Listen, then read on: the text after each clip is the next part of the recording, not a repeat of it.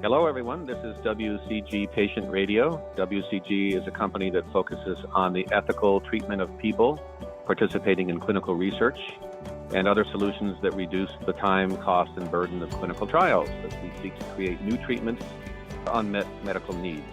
I am Steve Smith, and today we are speaking about Parkinson's disease with Dr. Jeffrey Cooper, who is an MD pediatric pulmonologist with a distinguished career as a physician and as an expert in the conduct of clinical trials, who also has Parkinson's disease himself.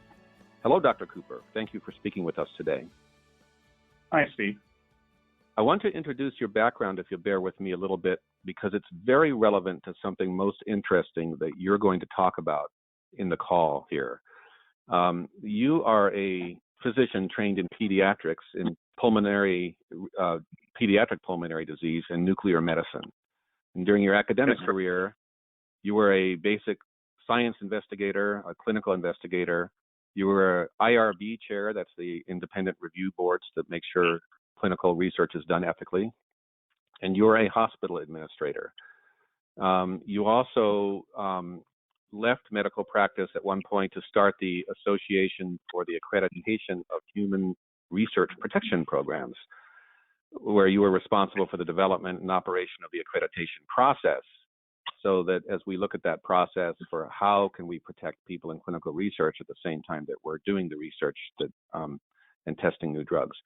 And you've also been an associate medical director at Albany Medical Center, where you were responsible for utilization management and quality improvement. And at the company you work at now at WCG, you specialize in combining your management and your regulatory experience to create systems that promote clinical research while meeting regulatory requirements and high ethical standards. You went to Rensselaer Polytechnic Institute for your undergraduate degree, and you got your medical degree from Albany Medical College. And you also have a master's in medical management, a degree for physicians interested in being management. And that was being in management. And that was from Carnegie Mellon University. You trained in pediatrics at the University of Iowa and in nuclear medicine and pediatric pulmonology at Albany. You were also, of course, board certified in those disciplines, and you have a National Research Service Award, and there are many other things which makes it clear that you are in the center of clinical research. So I want to start out just by asking you in general, what first got you into medicine, and what was your motivation, and what is one of the most important times or part of your career so people can understand how you think about your career? So I think partly what got me into medicine was both my parents are pharmacists, and my dad would take me to the hospital and introduce me to all the physicians, and so I became very interested in high school in becoming a physician. I actually also was very interested in technology and computers, and really wanted to go to medicine to sort of combine technology and computers with medicine to improve medicine. I see. So this entry of computers into clinical research has only recently been in the last couple of decades, really, and it's been an industry that at first was slower to adopt this kind of technology, but it's made a big difference, hasn't it? It has. I wish I still had my essay I wrote for medical school, because the guy who interviewed me for medical school kind of laughed and said, we're never going to use computers in medicine. So we got the last laugh. Yes. I remember those days. So you, as a pediatric pulmonologist, you also, of course, have dealt with families whose young children have very serious disorders, and they are quite desperate for the right kind of medical care, and also perhaps to know what clinical research can do to help them with what are often unmet medical needs. Can you say something about that? Yeah, I think it's interesting, because at the time that I started doing pediatric pulmonary was around the time that they were starting to push up the age of mortality for kids with cystic fibrosis. And we had a substantial number of kids who were really my age. Or they were not kids anymore, they were young adults, they were professionals, they had jobs, they were working, and they were struggling with cystic fibrosis and it was very impactful on me seeing people my age die. And I think that's been one of the big influences that I've seen, and has made me really sort of over the 40 years of my career in medicine, sort of really appreciate the things that have been done and the great strides that clinical research have made and basic science research have made to the treatment of that disease.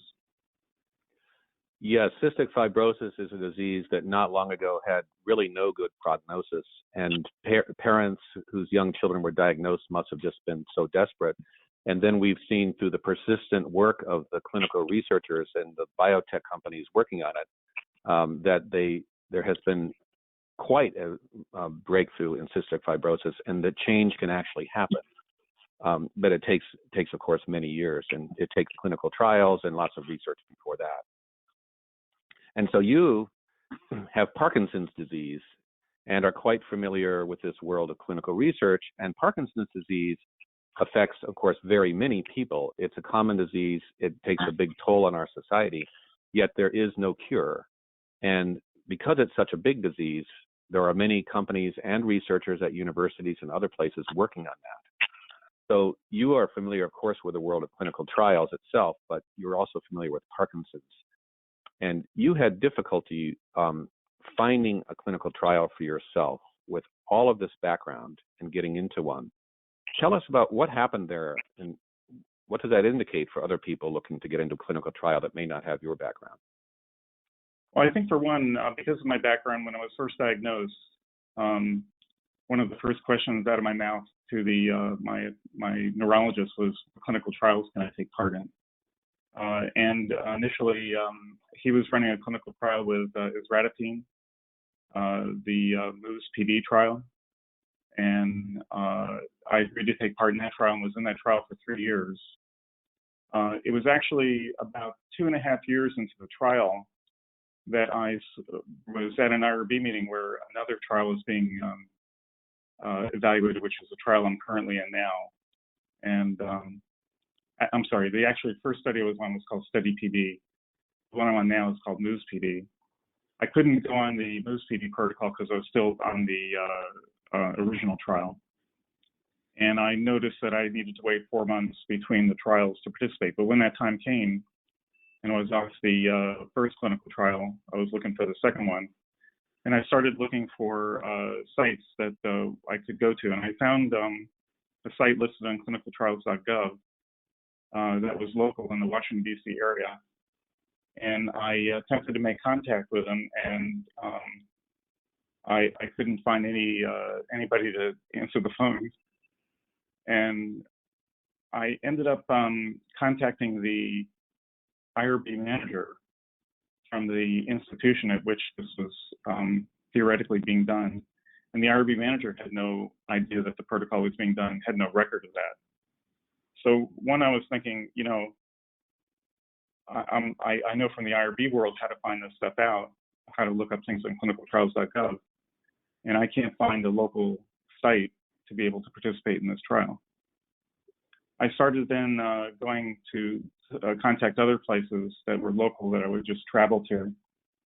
And I sent emails explaining that I had actually read the protocol, that I had the gene that was required to participate, and that I had read the inclusion criteria and believed that I was I met the inclusion criteria, and didn't hear anything from a couple sites.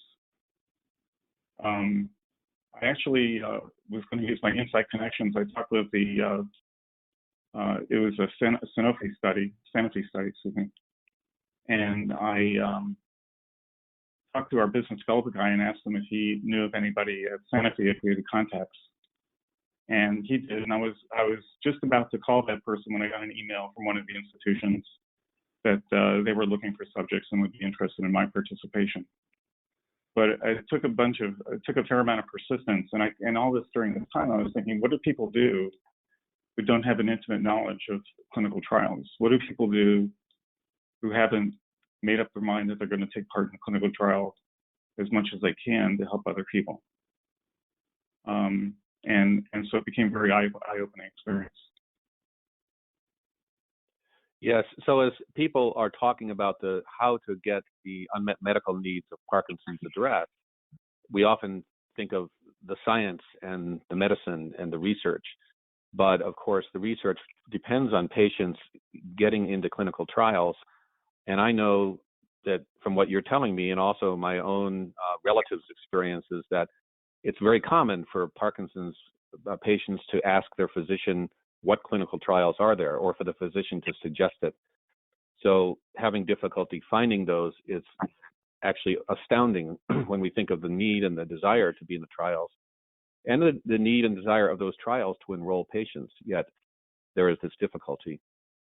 I know a lot of people go to centerwatch.com and other websites to search and try to figure it out.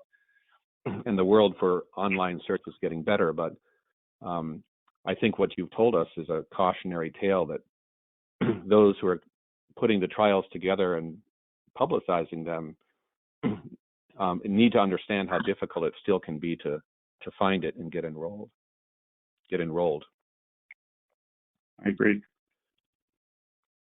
So the voice of the patient is extremely important in improving clinical research. I think that's become widely agreed in the clinical research world.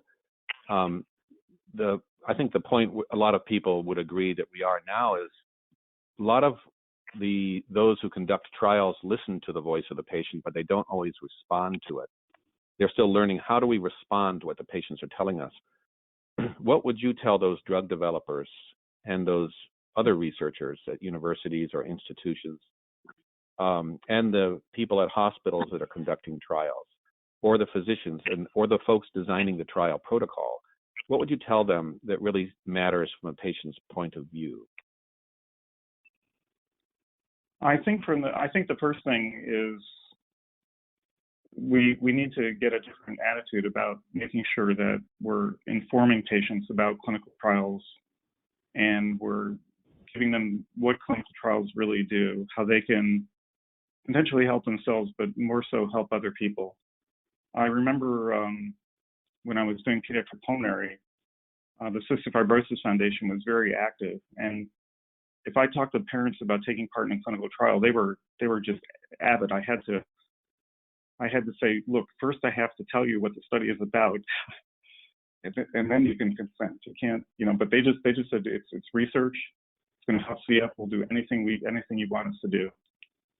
And I think that I don't see that in adult medicine as much, and I see a lot of physicians who are in private practice who want to, don't want to send their patients to be experimented on.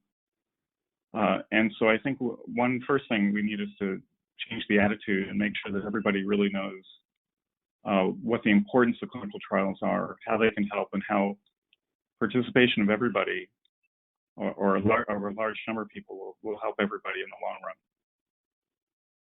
Yes, I think that's a real key point, is upping the education about simply participating in clinical trials. That what's it all about, the myths, the facts, so that people can make much more informed decisions, removing perhaps the fear or the stories that they've heard that may be not so well informed. And of course, the great contribution not only to medical research, but for the patient, possibly it's access to medicines they wouldn't otherwise get. Right. And I think, and also having a default that if you're a physician or a neurologist and you have somebody with Parkinson's disease, the default is to get that person involved in clinical trials. Even if it's just even if it's a basic science study of blood drawing or longitudinal follow-up, at least get them involved in research so that everybody is contributing in some way. Yeah, so that's the note to the physicians and the researchers, to ask the patients, to invite them, to suggest it, that it's not just all the burden is on the patient to find the trial. Research has shown that a lot of patients just don't get asked, and the physicians don't bring it up. So that is perhaps a place things should change. You have such a distinguished and multidimensional career, And as Parkinson's has entered your world, I think it speaks to lots of people who also are in their careers and in their family life and things that they want to do. And although they have, whether it's Parkinson's or something else, they don't necessarily want to now spend the rest of their time just sitting in hospital waiting rooms or being a quote unquote patient. How have you blended your treatment of Parkinson's and your work and your life? Well, I've tried to basically do the things that I can do to stay healthy and control my symptoms in terms of taking medications, exercising, being involved. I'm at the point now where it's starting to kind of affect my ability to get a lot of work done. It's very fatiguing to operate a computer and answer email, and I used to picture myself as somebody who would be working until I was age 72, and now I'm looking at myself and saying I'm not going to be able to do that. So I think my first few years of Parkinson's, I think it had very little effect, but it's starting to catch up with me as the disease progresses. Yes, yes.